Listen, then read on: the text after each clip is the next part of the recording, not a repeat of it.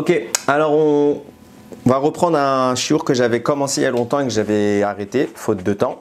Et bon, Baruch Hashem, maintenant je me consacre exclusivement à l'association et à diffuser cette Torah de Yam Shel Torah, je reprends le cadre des halachot, quelques minutes de halacha, donc dans un cadre concis, toujours une brève étude pour pas qu'il y ait trop d'informations, et on va essayer de faire ça 1 à 2 fois par semaine, Bezrat Hashem, toujours sur le même support, donc le halacha bourra de Rav David Yosef. J'étais sur les halachot des tzitzit il y a vraiment très longtemps. J'avais donc interrompu. Là, je vais sauter un petit peu. On va pas faire les halachot des tefilines maintenant. On va venir sur les halachot du matin et on va enchaîner Bezrat Hashem tout le long au fil du temps. Donc, j'attaque tout de suite. C'est les halachot de Birkot HaShachar. Donc, la prière. Vous savez qu'au matin, on a une série de brachot, de bénédictions à réciter, qui sont Birkot HaShachar, les brachot du matin, suivis de Birkot HaTorah. Donc on va commencer par les Birkot HaShachar, une halakha très simple.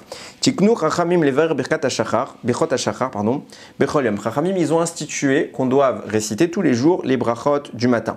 Shen Birkot Shel Sidur Haolam, Ve'ana Gato. Parce que c'est la bénédiction qu'on fait sur la gestion du monde que Akadosh Baruch Hu a mis en place. Mipene she'asur lehenot me'haolam hazeh, belo bracha, vechol haneh me'haolam hazeh, belo bracha ki'ilu mal. Donc on a un principe, et c'est la même chose qu'on utilise pour justifier la bénédiction qu'on fait avant de manger, quoi que ce soit, on ne peut pas profiter de ce monde sans bénir Hachem au préalable. Pourquoi? Parce que si on profite de ce monde sans avoir béni, alors on touche à quelque chose qui appartient à Dieu, et c'est en quelque sorte une profanation. Le fait de bénir avant, c'est comme si, de façon imagée, on demandait l'autorisation à Kadosh Baruch Hu d'accéder à quelque chose qui lui appartient. Je continue. Donc la première bracha qu'on fait, c'est Elokai Neshama. Donc Birkat Elokai Neshama Ena Potechet Bebaruch. On remarque que dans le texte, je vais lire le début, on dit Elokai Neshama Shnatata Bi Teora Yata Verata Ata Yetzarta Ata Nferta Bi. Donc on dit la Neshama qu'Hachem tu m'as donnée, c'est toi qui l'as créée, elle est pure, c'est toi qui l'as créée, c'est toi qui l'as mis en place, etc. Mais d'habitude, quand on fait une bénédiction, on a toujours l'habitude qu'elle commence par Baruch Ata Hachem. Là, on commence par un texte. Elle ne commence pas par un Baruch Ata. Donc, c'est une bracha qui est dans un cadre déjà assez différent de ce qu'on a l'habitude de voir. Donc, elle ne commence pas par Baruch. Ou vechatimata ena maskir malchut dainu sheena chotemet elokenu melech haolam. Et là, Baruch Ata Hashem bilvad.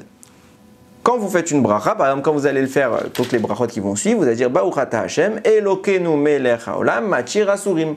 Donc il y a la mention Elokenu Melech Haolam. Là, il n'y a pas de Elokenu Melech Haolam. La conclusion de la fin, c'est Baruch Ata Hashem, Amachazir Neshamot Livgarim Metim. Béni sois-tu Hashem qui rend les âmes dans les cadavres des morts. Parce que comme la nuit, notre Neshama se retire un petit peu, alors on ressemble à des morts. Hashem nous la restitue le matin, donc il a quelque part rendu la Neshama. Mais normalement, on aurait dû dire, comme on le trouve dans toutes les autres brachot qui vont suivre, Baruch Ata Hashem, Elokenu Melech Haolam. Donc là, il y a une nouvelle particularité. Petit 1, elle ne commence pas par un Baruch Ata, elle commence par un texte, Elokai Neshama Shenatata. Et deuxièmement, la conclusion, la signature de fin, elle ne dit pas Elokenu Melech Haolam. Aval, Shar Birkot HaShachar, Potechet Bebaruch, Viesh Baem Malchut. Par contre, les autres, comme je viens de le dire, toutes les autres bénédictions, elles commencent par Baruch et il y a la mention Elokenu Melech Haolam, notre Dieu, roi du monde. Bebarkat Elokai Neshama, Yizaer leafsik ben tevat Elokai, le tevat Neshama. Quand on va dire Elokai Neshama, vous voyez, comme je viens de le faire, c'est pas très bien. Parce que quoi? Elokai Neshama, Elokai ça veut dire mon Dieu, Neshama la Neshama. Shenatata bi que tu as donné en moi. Il faut faire une séparation entre le mot Elokai et Neshama. On dit Elokai, Neshama, Shenatata bi. Pourquoi? Je le dis en français, on va le sentir tout de suite. Si je dis mon Dieu, la Neshama que tu m'as donné, etc., alors il y a la juxtaposition entre mon Dieu et ma Neshama, qui pourrait insinuer que mon Dieu, c'est ma Neshama. Alors nous, on dit Elokai, déclaration, mon Dieu, espace, Neshama Shenatata bi, la Neshama que tu m'as donnée. Pour pas qu'on suppose, qu'on insinue que la Neshama serait elle-même le Dieu. Alors maintenant, je veux revenir à un petit détail. Toujours, je reste sur cette halakha, j'approfondis un petit peu. On a dit que cette bracha ne commence pas par un Baruch Ata et qu'elle ne se conclut pas en mentionnant Elokenu Melech Haolam, notre Dieu, le Dieu du monde. Alors pour ça, il y a plusieurs raisons qui sont apportées. Il y a un principe qu'il faut avoir à l'esprit. C'est celui de deux brachot qui se juxtaposent. Ok? Donc ça s'appelle bracha smucha lechaverta, une bracha qui est proche de son ami. Quand vous allez réciter les birkot du matin, les brachot du matin, vous allez voir que juste au-dessus, vous avez Asher Yatzar. Donc l'idéal, c'est quand vous faites Asher Yatzar, d'enchaîner avec Elokai Neshama. Maintenant, on considère, d'après certains avis, que cette bracha de Asher Yatzar, elle est juxtaposée à Elokai Neshama. Et sur ce cas-là, quand une bracha est juxtaposée à une autre, alors la deuxième, on n'a plus besoin de mentionner Elokeinu melech haolam, puisqu'on l'a déjà fait dans celle d'avant. Donc puisque Asher Yatzar nous le dit clairement, Baruch ata Hashem, Elokeinu melech haolam Asher Yatzar, vous voyez bien qu'on a dit Elokeinu melech haolam. Donc puisque Asher Yatzar c'est la numéro 1, qui se juxtapose à la numéro 2 qui est Elokai Neshama, alors la numéro 2 profite de la mention numéro 1 de Asher Yatzar. Maintenant c'est un débat, ça c'est une règle générale.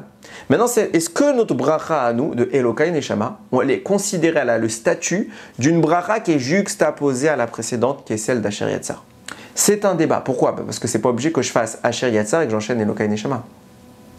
Je peux très bien aller aux toilettes, faire Asher Yatzar, faire autre chose, et plus tard m'asseoir et faire mes brachot du matin. Donc il n'y a pas d'obligation de juxtaposer les deux.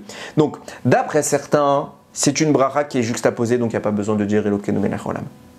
D'après d'autres, elle n'est pas juxtaposée. Donc elle ne profite pas du Elokeinu melech haolam de Asher Yatzar. Alors d'après tous ces avis, pourquoi est-ce que malgré tout on ne mentionne pas? Puisqu'elle ne profite pas de la première, elle devrait en elle-même, d'après ces avis-là, être détentrice de la mention Elokai Neshama. Alors sur ça, le Beth Yosef il amène plusieurs réponses. Il dit en fait, quand on commence en disant, je le précise, on commence par Elokai Neshama, mon Dieu, la Neshama que tu m'as donnée. Et on fait toute une série de louanges.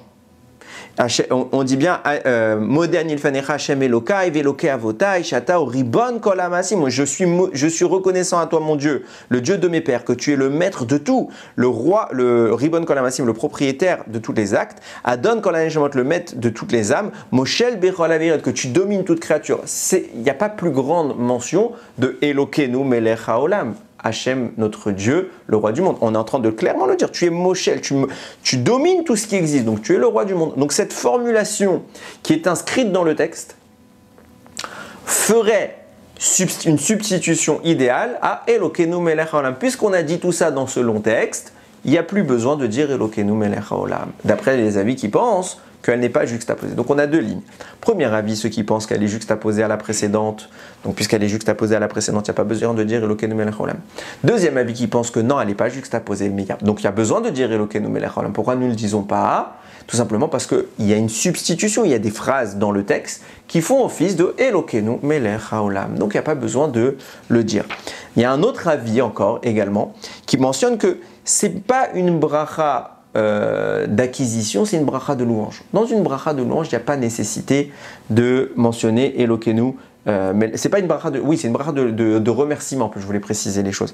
Donc pour remercier, il n'y a pas besoin de dire Elokeinu melech haolam, on sait à qui on s'adresse. Et je termine avec un dernier point concernant cette peut-être première bénédiction. On voit que c'est la plus longue des bénédictions du matin. On voit, il y a quand même une dizaine de lignes. On fait Elokai, Neshama, Shenatata, Abi, Torah, Yata. On fait toute une série de mentions. Et à la fin, on dit Baruch ata Hashem, Amachazir, Neshamot, Livgarimatim, béni sois-tu Hashem, qui rend les âmes dans les cadavres des morts.